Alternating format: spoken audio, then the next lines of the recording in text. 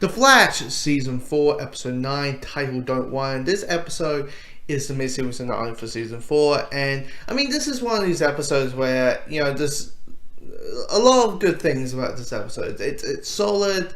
I mean, it's not going to be, oh my god, this is a fantastic mid-season finale, but it's a solid episode. There's not many things to complain about. I mean, this episode, there's a couple of things really. I mean, I'm not a big fan of the Specs Armstrong, the long layer man. For me, he's annoying, or he's just an unlikable character. I want him off the team.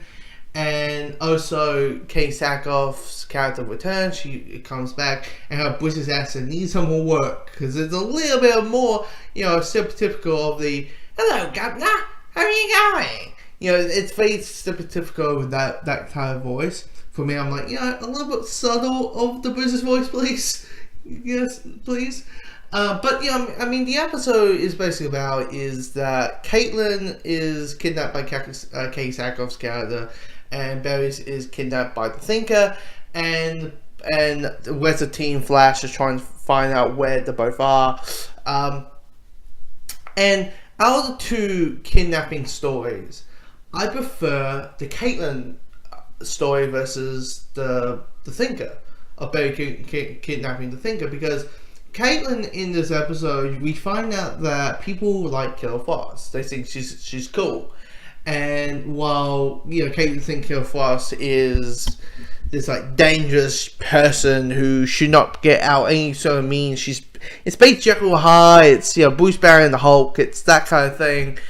And, there's a drink on her. There's a coffee on Killer Frost, which is basically just ice cream with some blue sprinkles.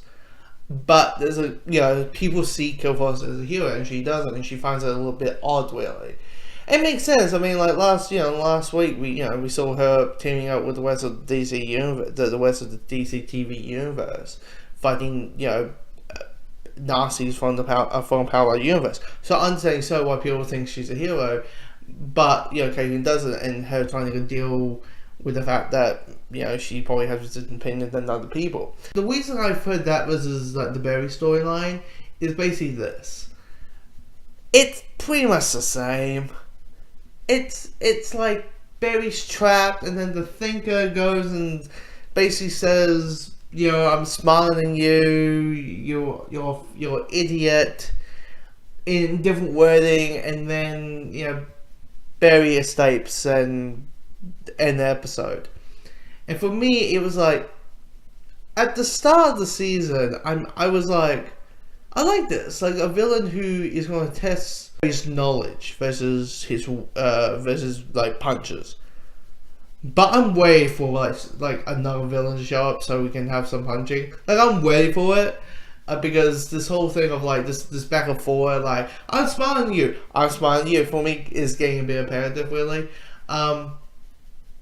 But when it comes to the end, whoo! I wasn't like, oh my god, this is holy shit moment. It wasn't a Tommy moment from last week. It was like, wow, that's intriguing. The big drop of it. Yeah, this is an episode that isn't that much to complain about. It's a good way to have a decent episode that will pick up in 5 weeks' time.